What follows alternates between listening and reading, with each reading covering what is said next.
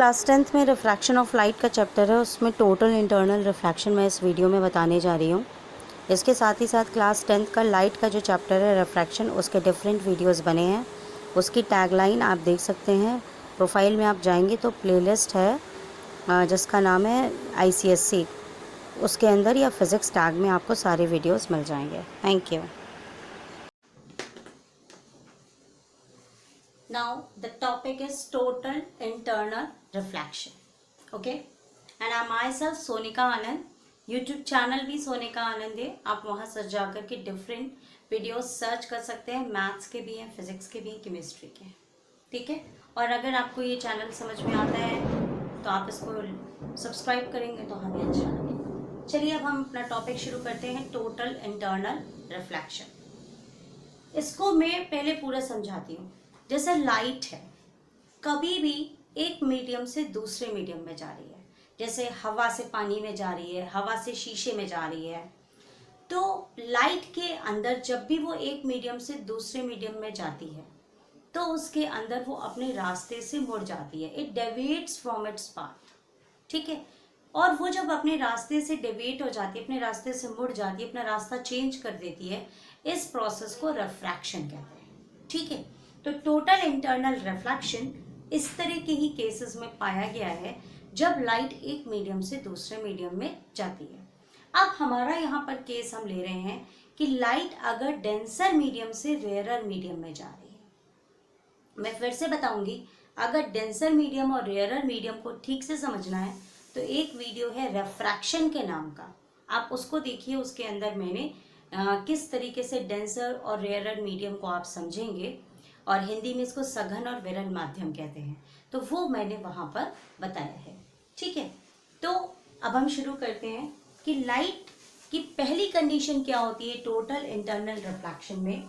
वो होती है कि लाइट को डेंसर मीडियम से रेयरर मीडियम में जाना होता है। Light must go from denser to rarer medium, then we will observe the phenomena of total internal reflection. ठीक है, तो अगर ये हमारी कोई लाइट है, ये A पॉइंट से यहाँ से आ रही है और P पॉइंट पर जाकर इंसिडेंट होती है, और ये जो आपकी लाइन है, this is the boundary between two mediums, rarer and denser medium.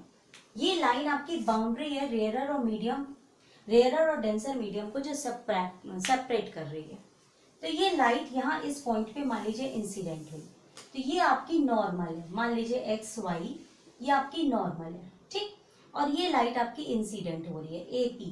ठीक है, ये एंगल ऑफ इंसिडेंस है। जो एंगल नॉर्मल और इंसिडेंस रे के बीच में बनता है उसको एंगल ऑफ इंसिडेंस कहते हैं। तो नॉर्मल पर ये लाइट कुछ एंगल बनाती हुई, इंसिडेंस एंगल बनाती हुई यहाँ पर बाउंड्री पे पड़ती है। अब लाइट डेंसर से रेयरर मीडियम में जा रही है।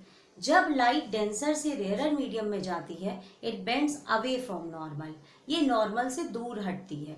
यानी ये देखिए, यानी angle of refraction angle of incidence से थोड़ा ज्यादा होता है। मान लीजिए अगर ये 30 डिग्री है तो ये आपका 45 डिग्री है, लेट इट बी। ठीक है, तो एंगल ऑफ रिफ्रैक्शन ज्यादा हो जाएगा, यानी लाइट जब डेंसर से रेयरर मीडियम में जा रही है तो it bends away from normal. ठीक, अब हमने क्या किया, इस एंगल ऑफ इंसिडेंस को हमने बढ़ाना शुरू किया। इस एंगल को हमने बढ़ाया, 30 से हमने थोड़ा और बढ़ा दिया। ठीक है, मान लीजिए हमने ये 42 डिग्री तक कर दिया।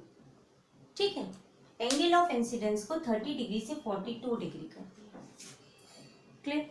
तो जब हमने इस एंगल को बढ़ा दिया पहले वाले इंसिडेंस एंगल से, तो हमने ऑब्जर्व किया कि जो रिफ्रैक्टेड लाइट है वो दोनों मीडियम्स की बाउंड्री लाइन से गुजर रही है, या हमने ये ऑब्जर्व किया कि जो रिफ्रैक्टेड रे है वो नॉर्मल के साथ 90 डिग्री बनाते हुए निकल रही है।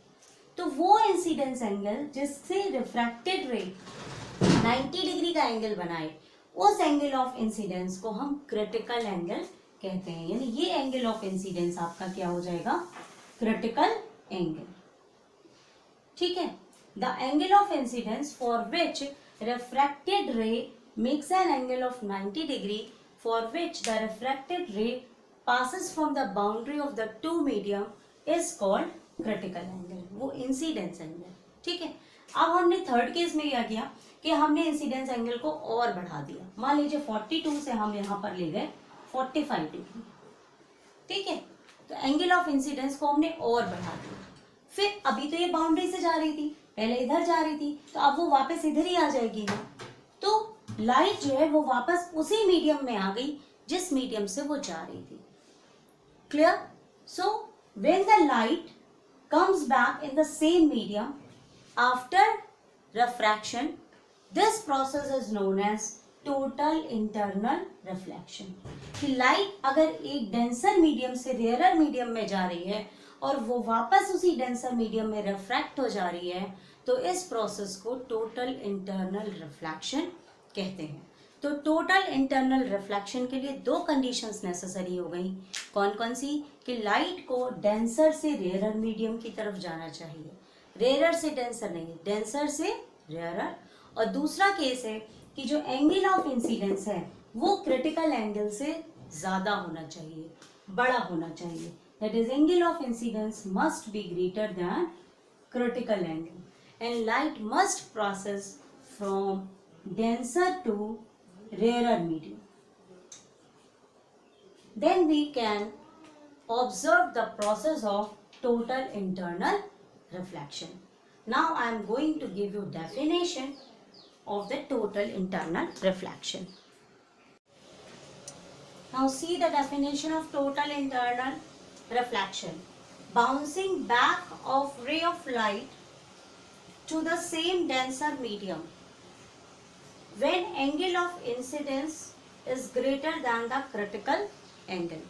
लाइट वापस उसी मीडियम में आ जाए जब angle of incidence critical angle से ज्यादा होता है, is called total internal reflection. और एक क्वेश्चन इसमें सबसे ज्यादा आता है, what are the conditions necessary for total internal reflection? And there are two conditions which are necessary to observe the pattern of total internal reflection. Number 1, light travels from denser to rarer medium.